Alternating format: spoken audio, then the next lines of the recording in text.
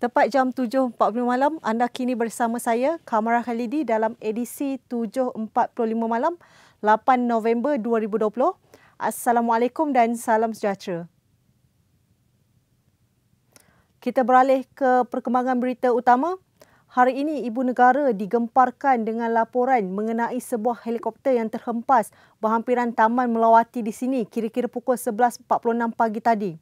Maklumat awal mengatakan kedua-dua helikopter berkenaan sedang dalam penerbangan latihan dari Subang ke Genting Sempah. Menurut Ketua Polis Daerah Ampang Jaya, Assistant Commissioner Muhammad Farouk Isha, kedua-dua helikopter tersebut dari syarikat sama iaitu My Heli Club yang berpangkalan di Subang. Beliau ketika ditemui pihak media di lokasi kejadian memberitahu ada maklumat mengatakan berlaku pertembungan kedua-dua helikopter di udara sebelum sebuah daripadanya terhempas. Difahamkan helikopter yang mendarat dengan selamat dikendali bekas Ketua Pegawai Eksekutif Malaysia Airlines Berhad, Datuk Ahmad Jauhari Yahya, 66 tahun dan rakannya Tan Chai Ilan, 54 tahun dan kedua-duanya dilaporkan cedera ringan. Manakala dua mangsa yang maut dikenali sebagai Muhammad Irfan Muhammad Rawi, 41 tahun dan Muhammad Sabri Baharum, 56 tahun. Lebih kurang jam 12.30 hari tadi, terima panggilan daripada orang awam kepada Bilik Gerakan IPD Ampang Jaya mengatakan terdapat kemalangan dua buah helikopter lah. Sampai di tempat kejadian, satu berada di kawasan sekolah dan satu lagi berada di sinilah. Jadi daripada dua kemalangan ni ada melibatkan dua kematian. Kematian pertama melibatkan Muhammad Irfan bin Muhammad Rawi, dan yang kedua adalah Muhammad Komander Bersara Muhammad Sabri bin Bahrum, ex-Navy. Ini yang meninggal di dalam helikopter ni. Sebab helikopter ni hanya untuk dua orang saja. Dua buah ni adalah untuk dua orang penumpang saja. Yang satu lagi yang cedera adalah Datuk Ahmad Jauhari bin Yahya dan juga Tai Chai Ilan, yang cedera lah. Yang cedera ni cedera ringan dan tidak ada apa-apa kecederaan yang serius. Okey. Diorang sebenarnya berlepas daripada, kita dimaklumkan berlepas daripada Subang menuju ke Genting Sepah. Dua-dua. Daripada syarikat yang sama iaitu My Heli Club. Daripada syarikat yang sama. Itu kita dalam siasatan, tak pasti lagi. Kita pun masih lagi dalam siasatan, tapi kita percaya yang mati tu satu tu yang meninggal pilot tu adalah pilot pelatih lah, pilot trainer lah. Yang satu lagi tu adalah pelatih dia lah. Makluman awal. Mandu pilot pertama adalah yang arwahnya tadi lah, Muhammad Sabri, dan satu lagi adalah Datuk Ahmad Jauhari lah.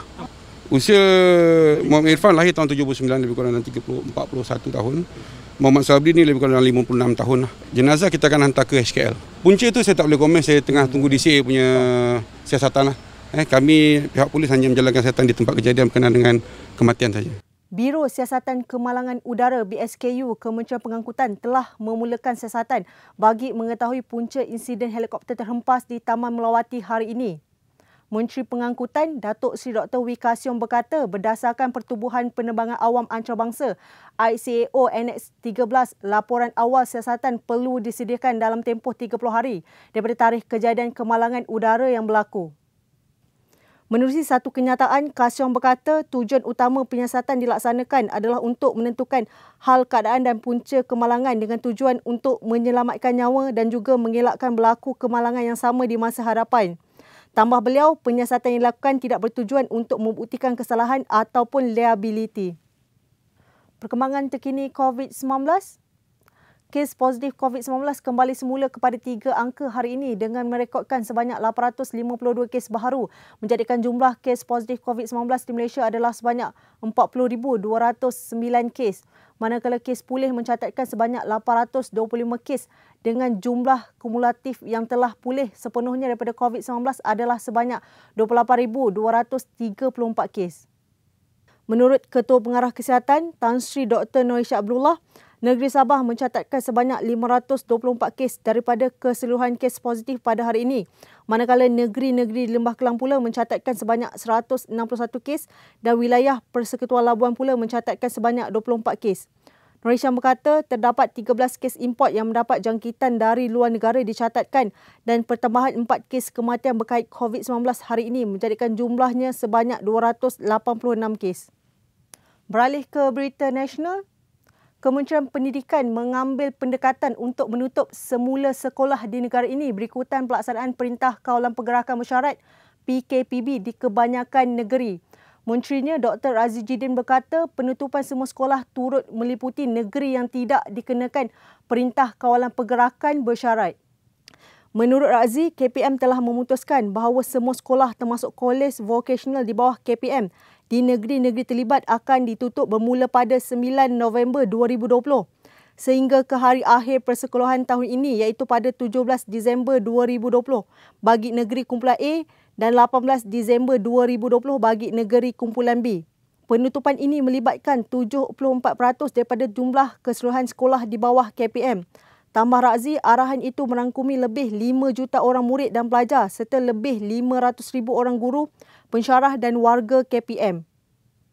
Kerajaan Perikatan Nasional PN digesa untuk mempertimbangkan semula keputusan melaksanakan Perintah Kawalan Pergerakan Bersyarat PKPB di lebih banyak negeri dan wilayah yang dimulakan esok.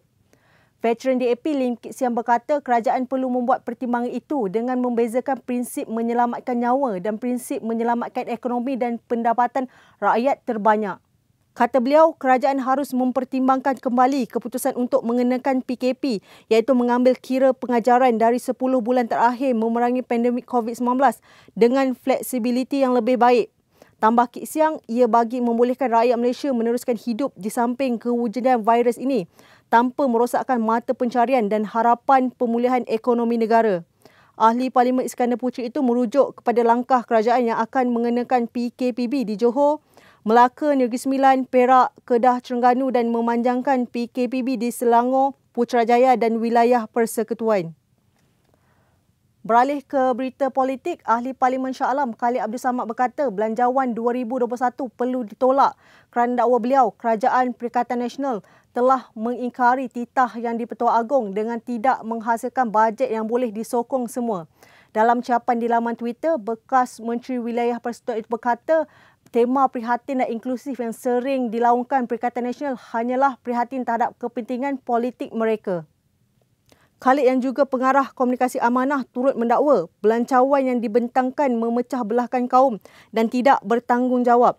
Khalid terdahulu merujuk kepada ucapan Twitter Menteri Perdagangan Antarabangsa dan Industri Datuk Seri Muhammad Azmi Ali yang berbunyi, Alhamdulillah, julung kalinya Kerajaan Perikatan Nasional membentangkan Belanjawan 2021 yang prihatin, inklusif dan bertanggungjawab. Berita dunia. Ujian calitan di sebuah hotel di Mekah mengesahkan 3 jemaah umrah Indonesia positif COVID-19. Ketua Bahagian Umrah Persatuan Pengurusan Haji dan Umrah Indonesia, Ampuri Zaki Ansyari yang dipetik portal kompas.com Khamis lalu berkata, selain 3 jemaah berkenaan, keputusan ujian saringan COVID-19 jemaah lain adalah negatif. Katanya lagi, jemaah positif virus itu sudah pun diarahkan menjalani proses kuarantin selama 7 hari selaras dengan dasar Kementerian Kesihatan Arab Saudi bagi jemaah yang dijangkiti wabak terbabit. Sementara itu, jemaah Indonesia lain yang memperoleh keputusan negatif ujian calitan dibenarkan untuk meneruskan umrah. Sekian dahulu buat masa ini. Teruskan layari portal Malaysia Gazette di www.malaysiagazette.com serta ikuti kami di semua platform media sosial di Facebook, YouTube, Twitter dan Instagram untuk berita terkini dalam dan luar negara. Saya Kamarah Khalidi untuk edisi 7.45 malam. Assalamualaikum dan salam sejahtera.